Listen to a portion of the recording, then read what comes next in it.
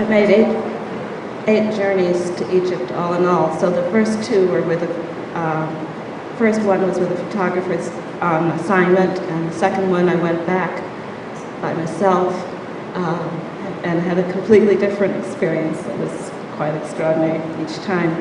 And then I decided I would take people to visit the sites there. So there were many, many journeys. I'm just going to read a couple more.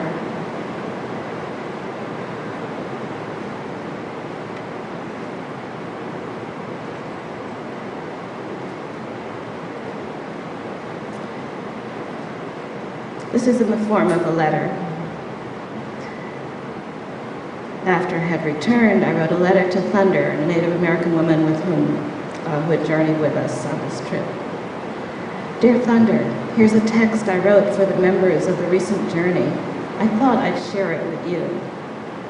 Remembering all of you with fondness, still floating on deck, on the Nile, where else to be in this life or any other?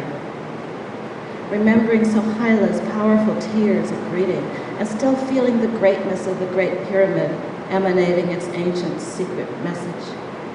Being nestled between the paws of the Sphinx, the sanctity of sitting with Sekhmet, the dance at Karnak, and Thunder's wonderful directing.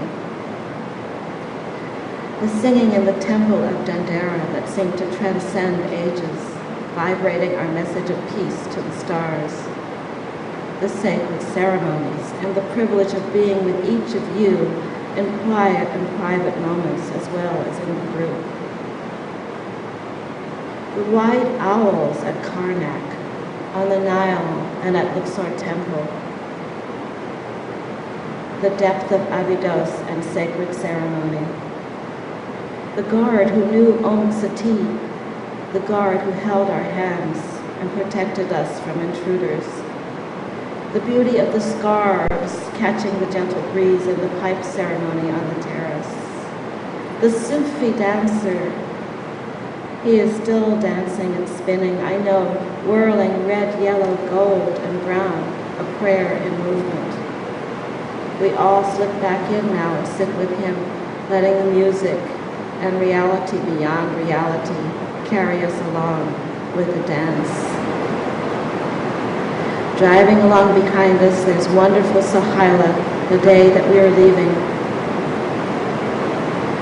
Jesse's hilarious tour guide monologue along the way that made us laugh through the sadness of departure. And then the softness of our landing at Kennedy on our return. Hotep.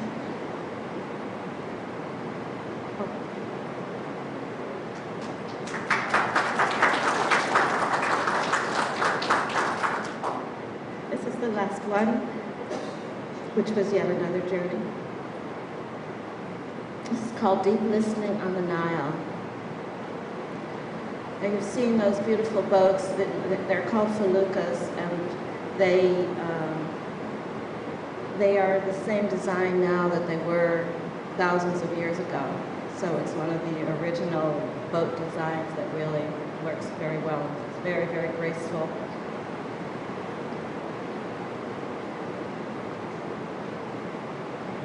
Quiet after the siege of child vendors, after tea and carcadet, cokes and bright necklaces, after chatter and gossip, my hennaed hand, shadows listen, facing each other, facing stars, facing smooth, sliding sail, our felucca moving across water. Squeal, creak of wood against wood, slip of chain against chain, facing night, moon, Venus, moon, Saturn, circle round, water, wind lapping, Sirius, dark and shine at once make obsidian. This is Nile river shine. This is Nile Night, moving swiftly now, the arc and curve of sail in endless weddings to the dark above.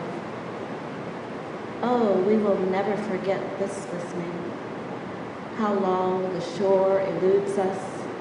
We have been and will be on this night water without end, always headed back, always headed out, even as the outrageous bray of a donkey breaks the air, and prayers float out, widening from river's edge.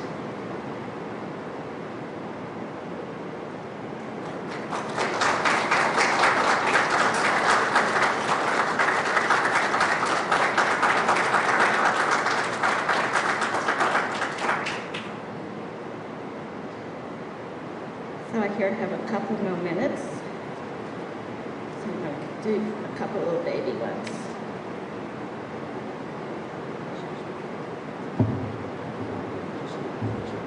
Okay.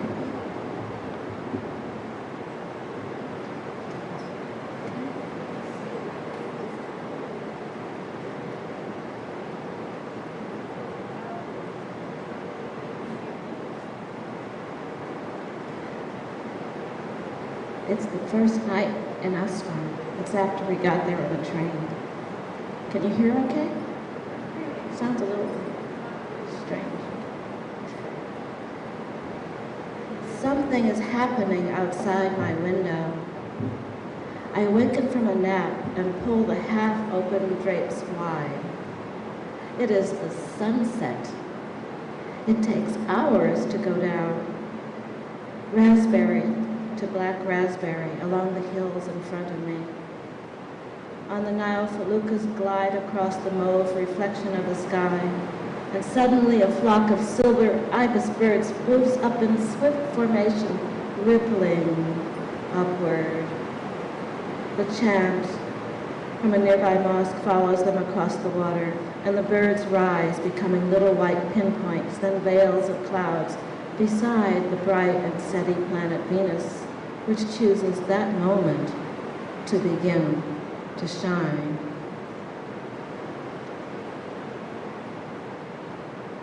On the morning I bought your beads, I climbed upward toward the final resting place of the Aga Khan.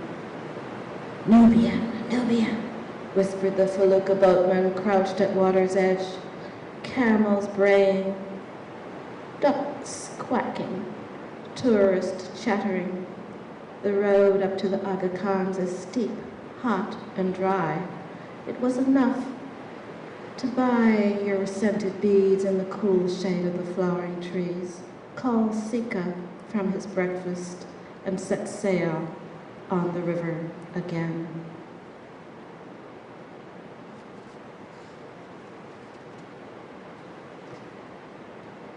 In the night, the flower smell overwhelms strolling tourists and guests on the pathway leading up to the hotel. Stunned, I stop to find its source. From the darkness, a turbaned figure in long galabea steps forth. Here, it is here, he beckons. As I approach, he hands me honeysuckle and points to a heavy-laden tree above him. I thank him profusely and wander down the path. Then when I am just beyond the turning point, his voice questions softly, Bakshish? Bakshish?